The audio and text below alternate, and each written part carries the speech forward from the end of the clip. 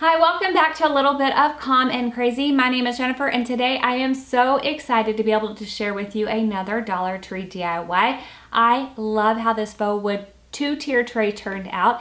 I think it's perfect to decorate all year round, but I am so excited to be able to decorate it for the upcoming holidays, especially for the fall season and moving into Christmas. If you are new to my channel, welcome. I am so glad that you are here, and I hope that you will take a moment to say hello and introduce yourself in the comments below. And if you are returning, thank you so much as always. I really do appreciate that you take the time to come back and watch my videos. I cannot express to you how much I enjoy interacting with you in the comments below as well. If you enjoy home decor and budget DIYs, make sure you hit that subscribe button so you don't miss any of my future videos. If you don't know it, you can find me on Instagram. It is a little bit of Calm and Crazy over there, just like it is here. Over there, I do share some other videos that I don't share over here, as well as some more personal things. So if that interests you, I'd love to see you over there. And without any further ado, let's go ahead and get right on into this DIY. Here are the supplies that I am using for this project. I will also have the supplies listed for you below in the description box. So I have 2 of these chargers as well as 2 of the glass candlesticks. I am using some E6000 and some Waverly chalk paint. I have it both in the white as well as in the ivory. I will also be using some rope, and you will need your handy dandy hot glue gun. This is the Shore Bonder hot glue gun that I've showed you before, the one that has the automatic shut off. You guys, this one is fabulous. If I haven't mentioned it before, I am loving it, and I'm so glad that it is able to shut itself off.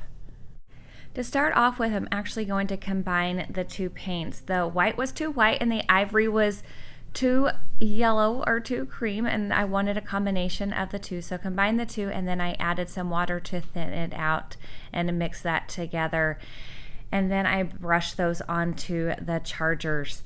Now, this is to give the chargers more of a birch wood look. I know, am I stressing you out right here? Probably so. But I promise you, I wanted it. The gold just wasn't quite what I wanted. I definitely wanted more of a birch wood. But if you like the way that it was before and you wanted the gold, by all means, you could absolutely just skip this step. So once I painted them on, I'm going in with a dry paper towel, and I'm just wiping off some of the excess paint using another paper towel so that my fingers don't stick to the paint.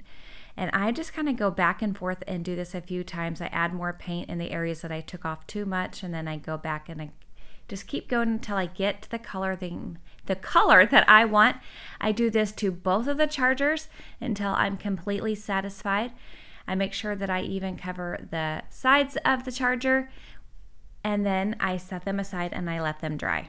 While those are drying, I take my E6000 to the smaller part of the candlestick, to the top part.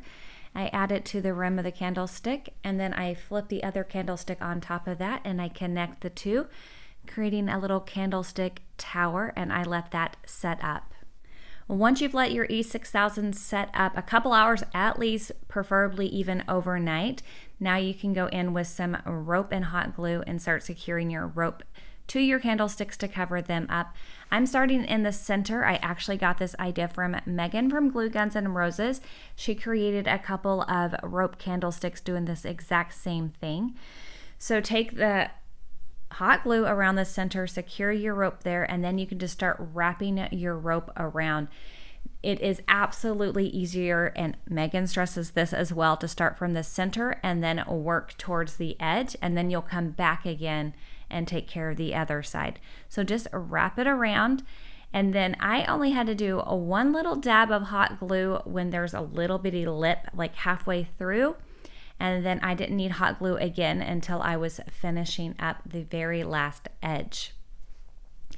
Once I had this one side done, then I went ahead and I repeated the exact same thing on the other side. So starting where you left off, again, I go in with hot glue in the center to secure that rope. I take it all the way around, making sure that first bit of rope is absolutely secure. I want to make sure that it is good and tight or on there, whatever you want to call it. I don't want it going anywhere.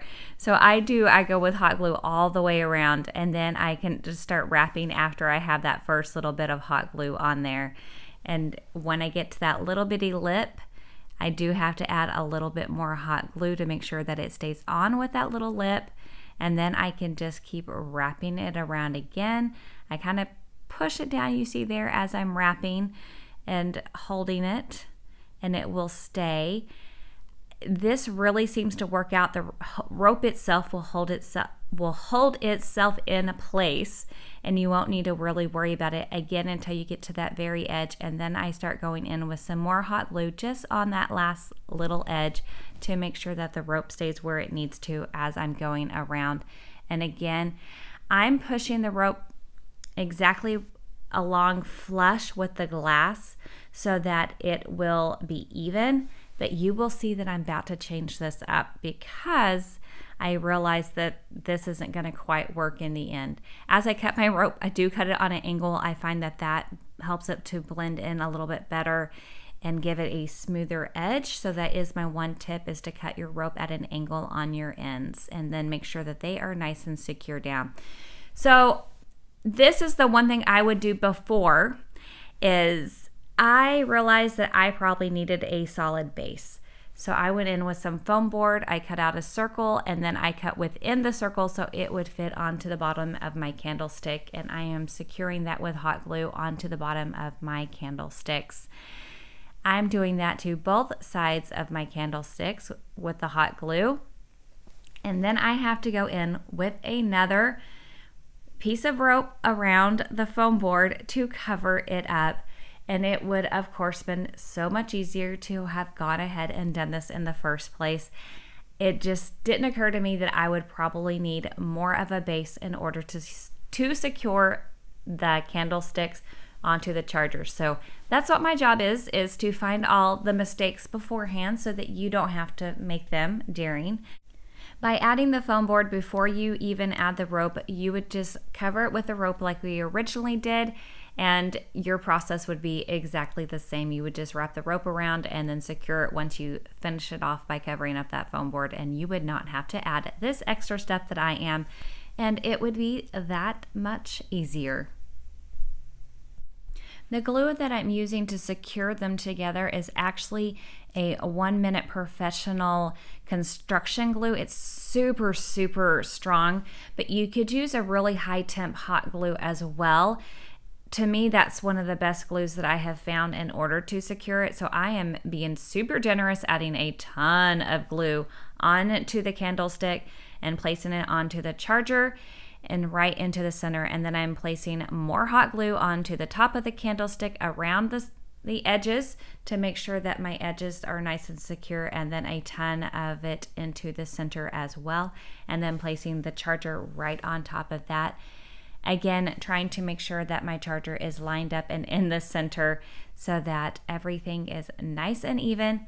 And then I just let that hot glue set up, and then it is ready to be decorated and displayed however you want. I love this, and I love all the different ways that I will be able to style it for the different seasons and holidays and just everyday use. I just am so excited. I love the look of birchwood, and the fact that I was able to do a faux style just makes me so giddy. I would love to hear what you think of this. Please, as always, leave me a comment down below. If you enjoyed this video, please give it a big thumbs up. Make sure you hit that subscribe button if you haven't already, and I will catch you in the next one. Bye.